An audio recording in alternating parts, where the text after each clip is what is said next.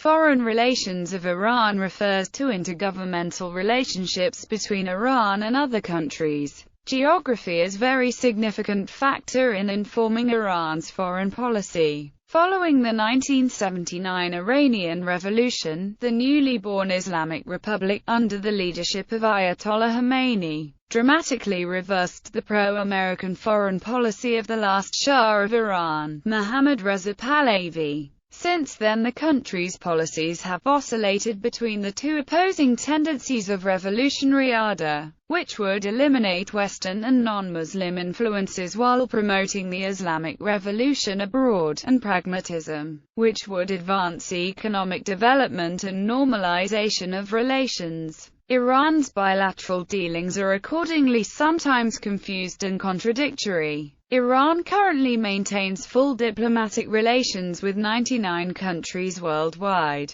History. Iranians have traditionally been highly sensitive to foreign interference in their country, pointing to such events as the Russian conquest of northern parts of the country in the course of the 19th century, the tobacco concession, the British and Russian occupations of the First and Second World Wars, and the CIA plot to overthrow Prime Minister Mohammad Mossadegh. This suspicion manifests itself in attitudes that many foreigners might find incomprehensible, such as the fairly common belief that the Iranian Revolution was actually the work of a conspiracy between Iran's Shia clergy and the British government.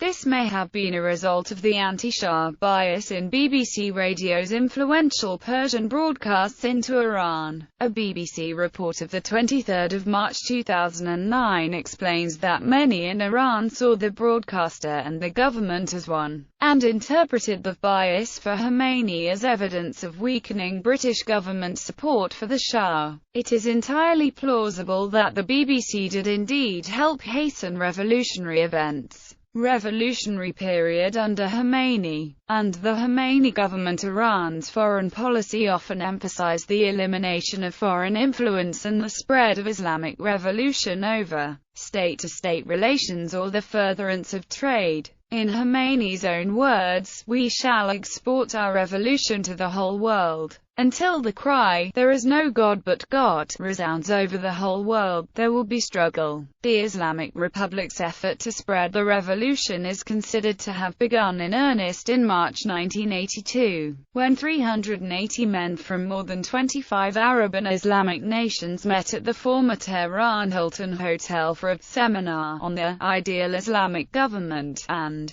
less academically, the launch of a large-scale offensive to cleanse the Islamic world of the satanic Western and communist influences that were seen to be hindering the Islamic world's progress. The gathering of militants, primarily Shia but including some Sunnis, with various religious and revolutionary credentials, was hosted by the Association of Militant Clerics and the PASD Iran Islamic Revolutionary Guards, the nerve center of the Revolutionary Crusade, operational since shortly after the 1979 revolution, was located in downtown Tehran and known to outsiders as the Taleghani Center. Here the groundwork for the gathering was prepared. The establishment of Arab cadres, recruited or imported from surrounding countries to spread the revolution, and provision of headquarters for such groups as the Islamic Front for the Liberation of Bahrain, the Iraqi Shia movement, and Philippine Moro,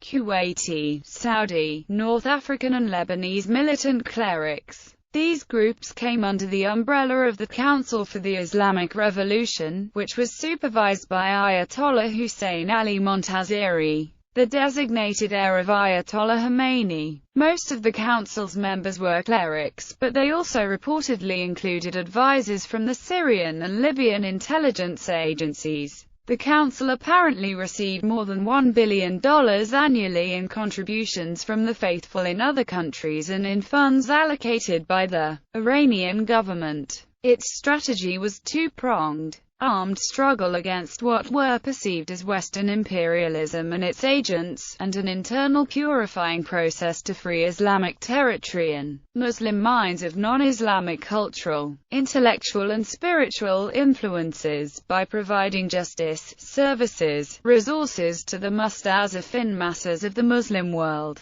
These attempts to spread its Islamic revolution strained the country's relations with many of its Arab neighbors, and the extrajudicial execution of Iranian dissidents in Europe unnerved European nations, particularly France and Germany. For example, the Islamic Republic expressed its opinion of Egypt's secular government by naming a street in Tehran after Egyptian President Anwar Sadat's killer, Khalid al-Istanbuli. At this time Iran found itself very isolated, but this was a secondary consideration to the spread of revolutionary ideals across the Persian Gulf in confrontation with the U.S. in the 1979–1981 hostage crisis. Training volunteers, Arab and other Muslim volunteers who came to Iran were trained in camps run by the Revolutionary Guards. There were 3 primary bases in Tehran, and others in Ahvaz, Isfahan, Shiraz, and Mashhad, and a further facility, converted in 1984, near the southern naval base at Bushehr. In 1981 Iran supported an attempt to overthrow the Bahraini government. In 1983 expressed political support for Shiites who bombed Western embassies in Kuwait. And in 1987 Iranian pilgrims rioted at poor living conditions and treatment during the Hajj in Mecca, Saudi Arabia, and were consequently massacred. Nations with strong fundamentalist movements, such as Egypt and Algeria, also began to mistrust Iran. With the Israeli invasion of Lebanon, Iran was thought to be supporting the creation of the Hezbollah organization. Furthermore, Iran went on to oppose the Arab-Israeli peace process, because it saw Israel as an illegal country. Iran-Iraq war relations with Iraq had never been good historically, however, they took a turn for the worse in 1980, when Iraq invaded Iran. The stated reason for Iraq's invasion was the contested sovereignty over the Shatt al-Arab waterway. Other reasons, unstated, were probably more significant. Iran and Iraq had a history of interference in each other's affairs by supporting separatist movements. And although this interference had ceased since the Algiers Agreement, after the revolution Iran resumed support for Kurdish guerrillas in Iraq. Iran demanded the withdrawal of Iraqi troops from Iranian territory and the return to the status quo ante for the Shatt al-Arab, as established under the Algiers Agreement. This period saw Iran become even more isolated, with virtually no allies. Exhausted by the war, Iran signed UN Security Council Resolution 598 in July 1988. After the United States and Germany began supplying Iraq with chemical weapons, the ceasefire resulting from the UN resolution was implemented on 20 August 1988. Neither nation had made any real gains in the war, which left 1 million dead and had a dramatic effect on the country's foreign policy. From this point on, the Islamic Republic recognized that it had no choice but to moderate its radical approach and rationalize its objectives. This was the beginning of what Anushirah Van Shami calls the reorientation phase of Iranian foreign policy. Pragmatism, like other revolutionary states, practical considerations have sometimes led the Islamic Republic to inconsistency and subordination of such ideological concerns as pan-Islamic solidarity. One observer, Graham Fuller, has called the Islamic Republic stunningly silent about Muslim Chechens in non-Muslim Russia, or Uyghurs in China, simply because the Iranian state has important strategic ties with both China and Russia that need to be preserved in the state interest. Iran has astonishingly even supported Christian Armenia against Shiite Azerbaijan and has been careful not to lend too much support to Islamic Tajiks in Tajikistan. where the language is basically a dialect of Persian. In this regard, the Islamic Republic resembles another revolutionary state, the old Soviet Union. The USSR was ideologically committed not to Islam but to world proletarian revolution, led by communist parties under its leadership,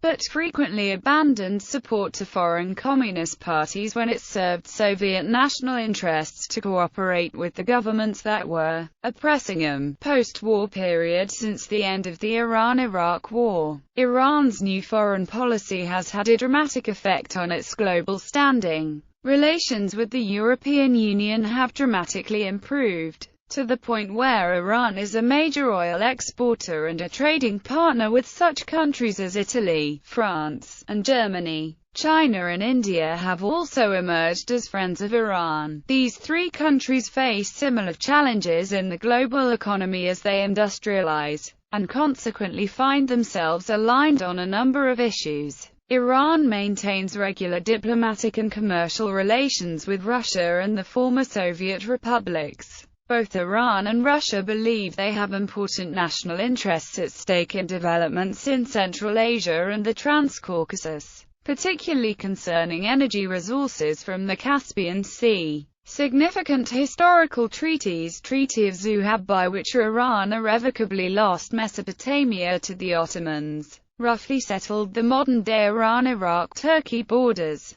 Treaty of Gulistan 1813, by which Iran irrevocably lost Georgia, Dagestan, and most of Azerbaijan. Treaty of Turkmenchay 1828, by which Iran irrevocably lost Armenia and the remainder of the contemporary Republic of Azerbaijan. Anglo-Russian Convention of 1907. Current policies. The Islamic Republic of Iran accords priority to its relations with the other states in the region and with the rest of the Islamic world. This includes a strong commitment to the Organization of Islamic Cooperation and the Non-Aligned Movement. Relations with the states of the Persian Gulf Cooperation Council, especially with Saudi Arabia, have improved in recent years. However, an unresolved territorial dispute with the United Arab Emirates concerning 3 islands in the Persian Gulf continues to mar its relations with these states. Iran has close relations with Kuwait. Iran is seeking new allies around the world due to its increasing political and economic isolation in the international community.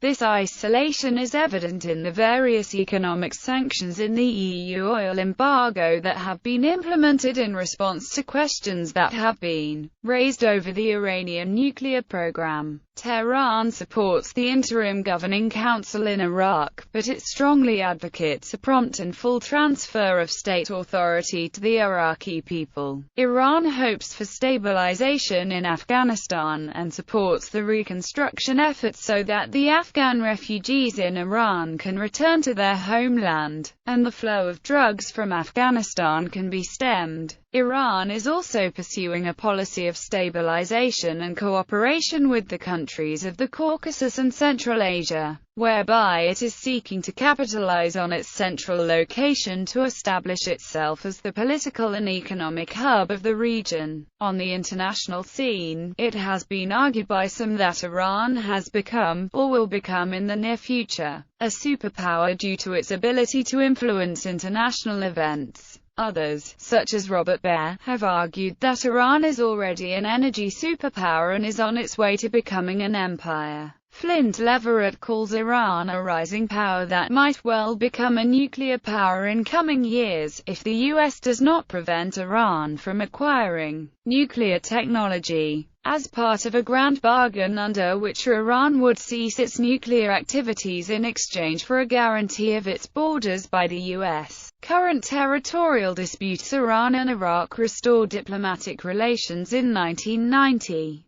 But they are still trying to work out written agreements settling outstanding disputes from their 8-year war concerning border demarcation, prisoners of war, and freedom of navigation in and sovereignty over the Shatt al-Arab waterway. Iran governs and possesses two islands in the Persian Gulf claimed by the UAE, Lesser Tunb and Greater Tunb. Iran jointly administers with the UAE an island in the Persian Gulf claimed by the UAE, over which Iran has taken steps to exert unilateral control since 1992, including access restrictions. The Caspian Sea borders between Azerbaijan, Iran, and Turkmenistan are not yet determined, although this problem is set to be resolved peacefully in the coming years through slow negotiations. After the breakup of the USSR, the newly independent republics bordering the Caspian Sea claimed shares of territorial waters and the seabed,